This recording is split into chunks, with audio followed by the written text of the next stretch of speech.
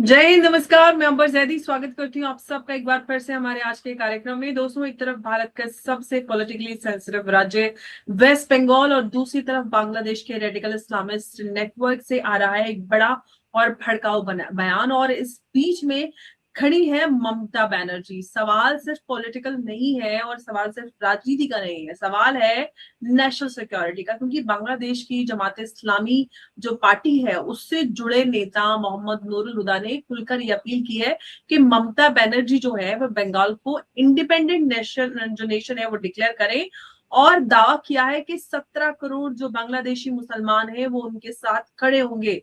ये सिर्फ एक फ्रिंज बयान है या इस तरह से देखा जाना चाहिए, या फिर बांग्लादेश की जो पॉलिटिक्स में फॉरेन जो हम वेस्ट बंगाल की खासतौर से बात करेंगे, जो बांग्लादेश जिस तरह की पॉलिटिक्स कर रहा है, या फिर ये कहें कि बंगाल की पॉलिटिक्स में जो फॉरेन आइडियोलॉजिकल इन्फ्लुएंस की घुसपैठ के संकेत क्या इससे देखे जा सकते हैं? क्या जो बंगाल है वो अब सिर्फ एक राज्य का चुनावी मुद्दा नहीं रहा है?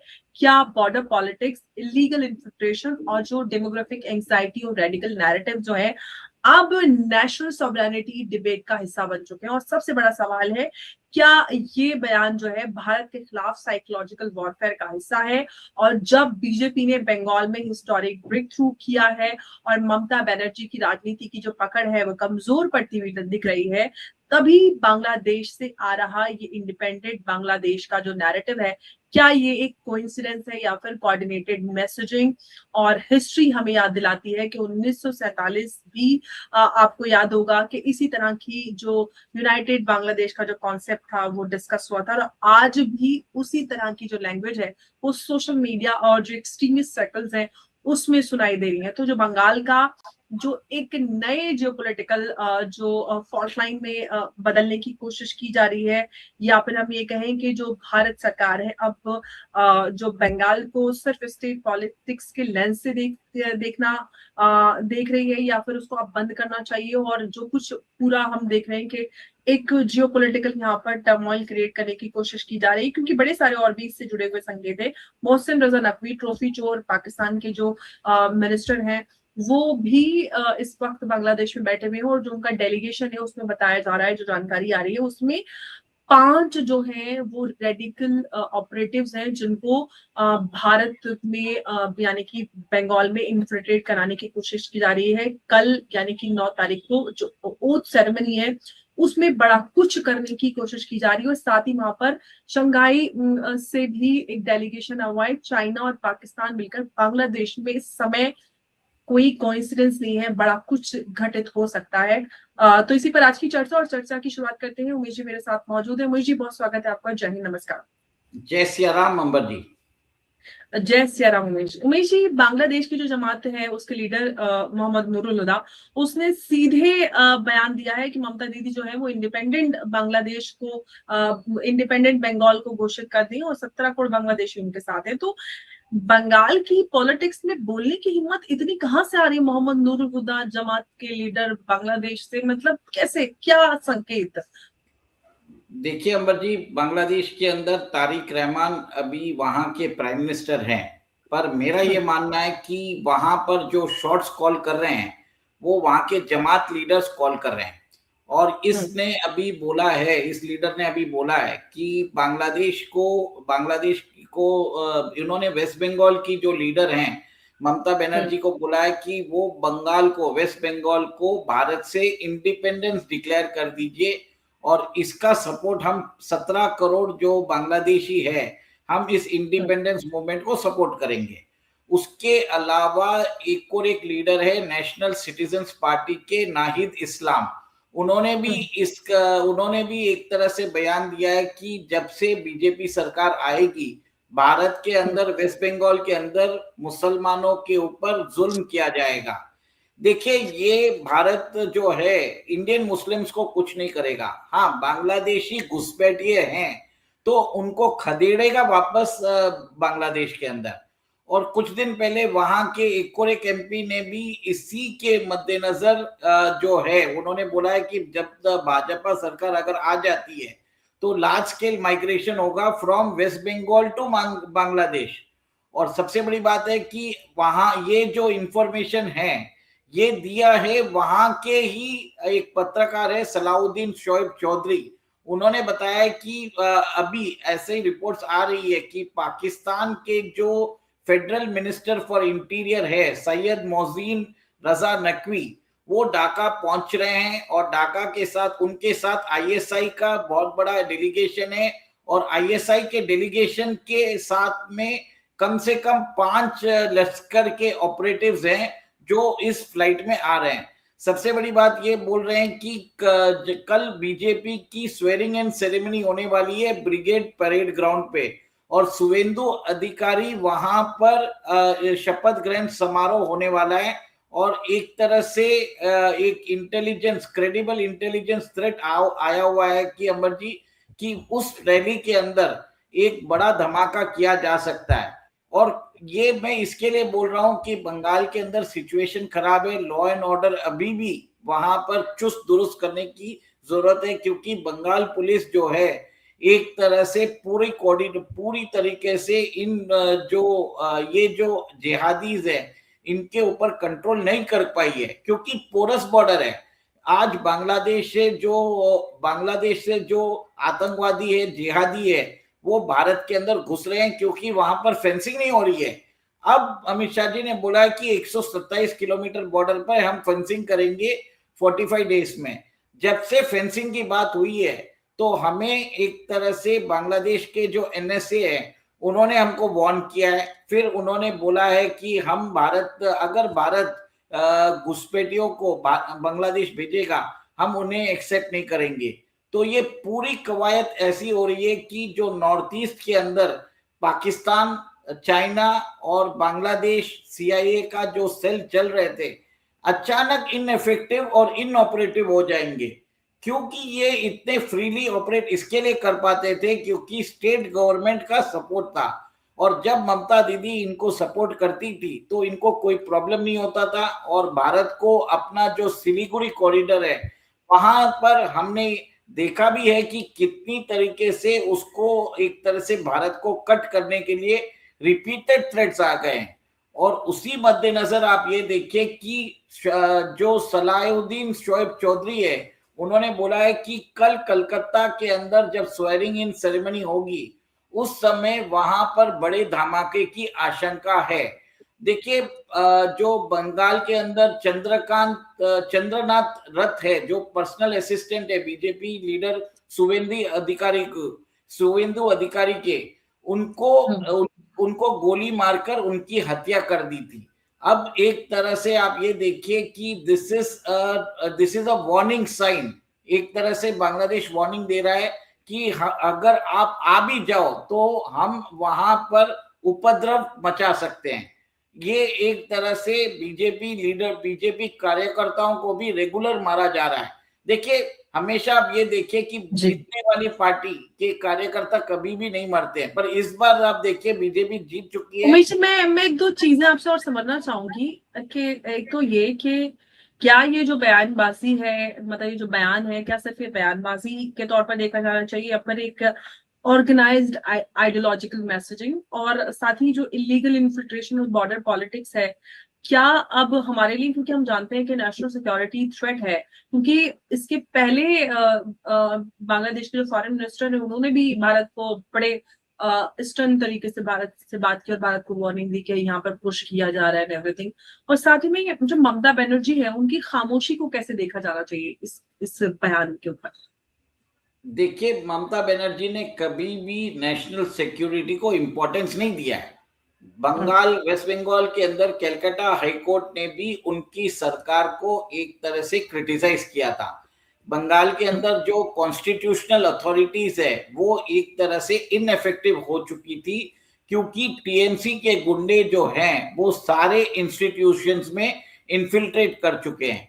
नेशनल सिक्योरिटी का प्रॉब्लम हो चुका था। बहुत जगह तो स्टेट गवर्नमेंट जो है वो सेंट्रल गवर्नमेंट को लैंड एलोकेट नहीं करती थी, जिसके कारण वहां पर बहुत सारे जो प्रोजेक्ट्स है, एक्सप्रेसवे के प्रोजेक्ट्स, वो एक तरह से ठप हो चुका था।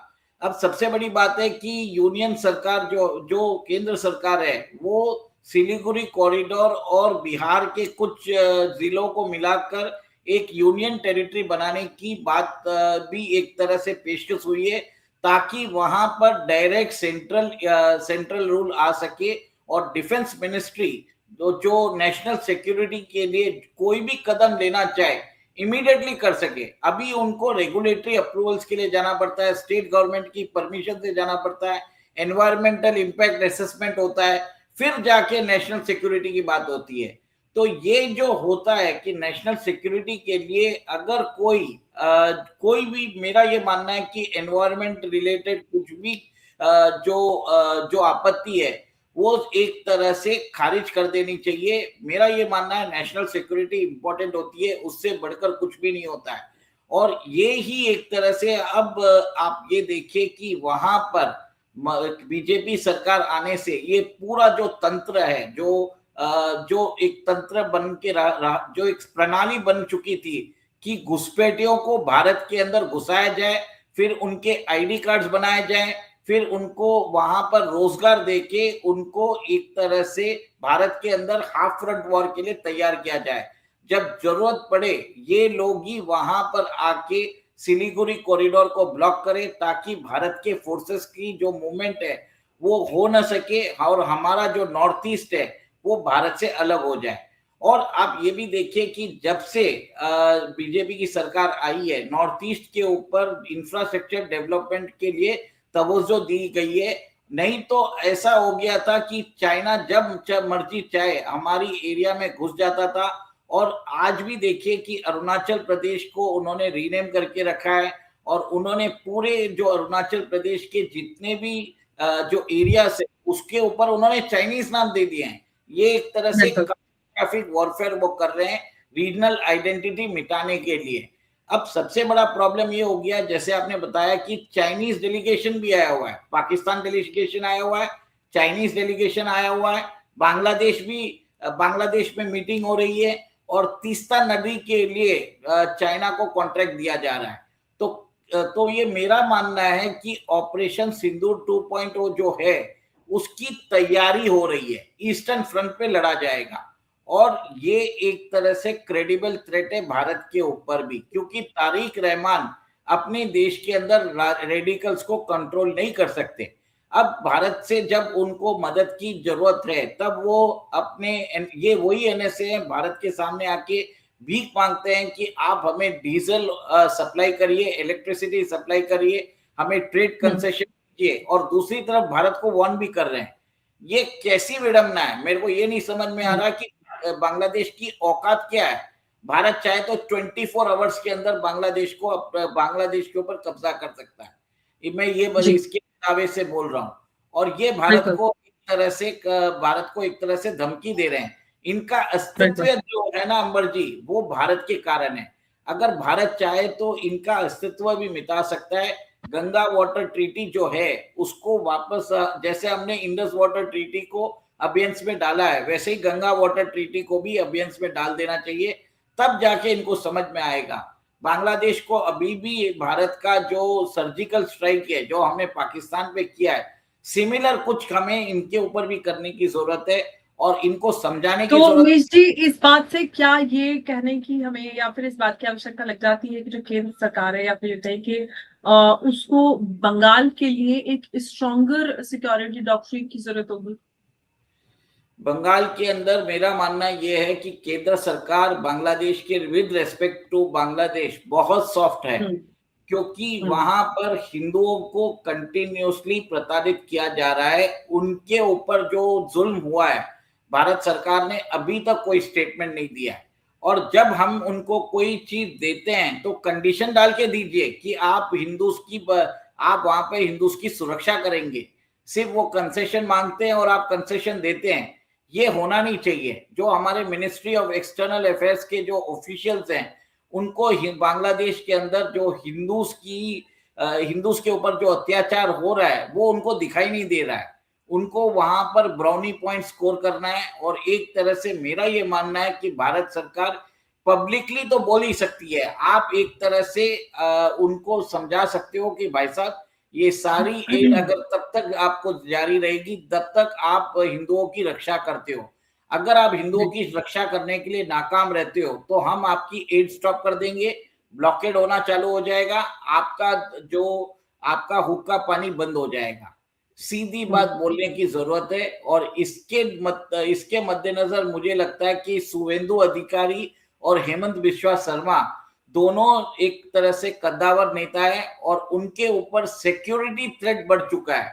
आप ये देखिए, और मेरा ये मानना है कि दोनों को एलिमिनेट करने के लिए आईएसआई और सीसीपी और मेरा ये मानना है सीआईए तीनों काम कर रहे हैं, ताकि नॉर्थ ईस्ट में जो उनका प्रोजेक्ट, जो जोशुआ प्रोजेक्ट और जो कन्वर्जन प्रोजेक्ट है चल रहा है ईस्टर्न बॉर्डर पे, हाँ, तो उसको ये दोनों लीडर रोक सकते हैं और उनके पूरे प्लान को उनके जो पूरा जो लॉन्ग टर्म प्लान है, जिसमें भारत के जो नॉर्थ ईस्ट को अलग करके एक क्रिश्चियन स्टेट बनाने की, वहां पर क्रिश्चियन कंट्री बनाने की बात की जा रही है, वो भी खत्म हो जाएगी। अंबर जी, मणिपुर का जो प्रॉब्लम है ये आइसोलेशन में नहीं है, ये सब इंटरकनेक्टेड है। और मणिपुर के अंदर जो वहां पर जो पॉपी कल्टीवेशन होता है बहुत हद तक कंट्रोल हो चुका है, और ये पॉपी कल्टीवेशन के कंट्रोल करने के कारण जो टेररिस्ट के फाइनेंसेस हैं उसमें भी फर्क पड़े हैं। मणिपुर का प्रॉब्लम एक तरह से आर्टिफिशियली क्रिएटेड प्रॉब्लम है,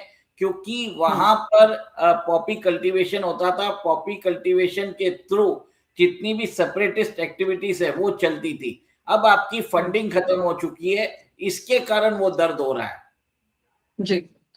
लेकिन अब सबसे बड़ा सवाल उमेश जी ये है कि क्या जो बंगाल है वो अब इंडियन कॉन्टिनेंट का नेक्स्ट जियोपॉलिटिकल हॉटस्पॉट बनने वाला है? जिस तरह की एक्टिविटीज और जिस तरह की हलचल बेचैनी हम सारे ही अदृश्य राज्य या डीप स्टेट या जो भी कहिए आप, जो ताकतें उनमें देख रहे हैं। देखिए, बंगाल के अंदर एक तरह से बहुत बड़ा रिस्क है। आप ये देख लीजिए, इनफैक्ट टीएमसी जीत हारने के बावजूद वो बीजेपी के वर्कर्स की हत्या कर पा रही है, और शुभेंदु अधिकारी के जो पीए हैं उनकी भी हत्या कर दी है। एक तरह से वार्निंग है। क्या ये हमला उनके ऊपर था, शुभेंदु अधिकारी के ऊपर? हमें नहीं मालूम, बट एक तरह से चिलिंग वार्निंग है कि बंगाल के अंदर बंगाल की जो सिचुएशन है वो कश्मीर जो था 1989 के अंदर, 1989 पीरियड में जो कश्मीर के हालात थे वैसे बनते हुए नजर आ रहे हैं। और अब वहां पर बीजेपी सरकार आने से ये जो प्रोसेस है, जो जिहादियों का प्रोसेस है, वो रिवर्स होता हुआ नजर आ रहा है। अब ऐसी बात है कि टीएमसी के जो फंक्शनरीज है, जिन्होंने अपना एरिया बना के रखा था, वहां पर रंगदारी और वसूली, हत्या, अपहरण करते थे और उनको पुलिस प्रोटेक्शन मिलता था, अब वो पुलिस प्रोटेक्शन मिलने वाला नहीं है। वहां पर पुलिस एक्शन लेगी, उनकी जो कमाई के साधन है वो भी बंद हो चुके हैं। तो भारत के अंदर एक तरह से कैलकुलेटेडली मुझे ये लगता है कि ईस्टर्न फ्रंट पे कुछ ना कुछ वहां पर एक टूल किट को एक्टिवेट किया जाएगा, ताकि भारत के अंदर उपद्रव मचाया जा सके, एक तरह से क्लैशेस करवाया जा सके। क्योंकि बांग्लादेशी मुस्लिम जो है, भारत के अंदर 5 से 6 करोड़ बांग्लादेशी मुस्लिम्स हैं, और इन मुस्लिमों को रख के वहां पर हमारे नॉर्थ ईस्ट और कलकत्ता या बंगाल के आसपास कोई ना कोई क्लैश कराने की एक तरह से साजिश कर रहे हैं। ये एक तरह से ग्लोबल टूल किट है। और बाद में जो वेस्टर्न मीडिया का जो बिकाऊ चैनल है, इसी को हाईलाइट करेंगे, बताएंगे कि परसिक्यूशन ऑफ मुस्लिम्स हो रहा है। देखिए, नाहिद इस्लाम ने भी यही बोला है, नाहिद इस्लाम यही बोल रहा है कि बीजेपी सरकार आने से मुस्लिमों के ऊपर परसिक्यूशन होगा। पर आप ये देखिए कि भारत अपने सिक्योरिटी के लिए बांग्लादेश के घुसपैठियों को हटाएगा। अब ये बात कोई नहीं लिखता, बट वहां पर एक तरह से मुस्लिम का नाम डाल के भारत को बैकफुट पे करने वो की एक ग्लोबल नैरेटिव को, क्योंकि इसके पीछे हम जानते हैं कि सीआई से लेके सीसीपी और जितनी भी ताकतें हो हैं, और ऑफ कोर्स जितने भी ग्लोबल मीडिया आउटलेट्स होते हैं, उनमें जो बड़ा हेडलाइन छपती है उसके पीछे का हम कारण जानते हैं। लेकिन बंगाल की जो लड़ाई है वो अब सिर्फ बीजेपी वर्सेस टीएमसी की लड़ाई नहीं रह गई है, ये लड़ाई है नैरेटिव की और आइडेंटिटी की, साथ ही बॉर्डर्स की भी, और शायद भारत की इंटरनल सिक्योरिटी आर्किटेक्चर भी इसमें सबसे अहम वो एक किरदार रखता है, क्योंकि सब कुछ उसी से जुड़ा है। और जब किसी पड़ोसी देश का एक रेडिकल लीडर जो है वो ओपनली भारत के एक राज्य को इंडिपेंडेंट डिक्लेयर करने की बात करे, तो उसे सिर्फ एक वायरल क्लिप समझकर हम इग्नोर नहीं कर सकते। और इतिहास गवाह है कि नेशंस पहले नैरेटिव्स में टूटते हैं, मैप्स में बाद में बदलते हैं। और सवाल बंगाल का नहीं है, सवाल भारत की सॉवरेनिटी का है। और आने वाले दिनों में सबसे अहम चीज होगी कि क्या भारत सिर्फ इसे एक पॉलिटिकल कंट्रोवर्सी मानेगा या फिर नेशनल सिक्योरिटी वार्निंग, और उसको लेकर क्या कुछ हम आगे बड़े अपडेट्स और कदम भारत की ओर से हम देखेंगे। हालांकि ईस्टर्न बॉर्डर पर भारत काफी समय से एक्टिव है, और आगे आने वाला समय जो होगा वो ये दिखाएगा कि ईस्टर्न बॉर्डर पर जो ये ताकतें एक्टिव हो रही हैं उनको कितना बड़ा जवाब दिया जाएगा भारत की ओर से। रमेश जी, बहुत धन्यवाद आपका इस चर्चा में हमारे साथ जुड़ने के लिए। नमस्कार, जय हिंद, जय भारत। जय सिया राम। जय श्री राम।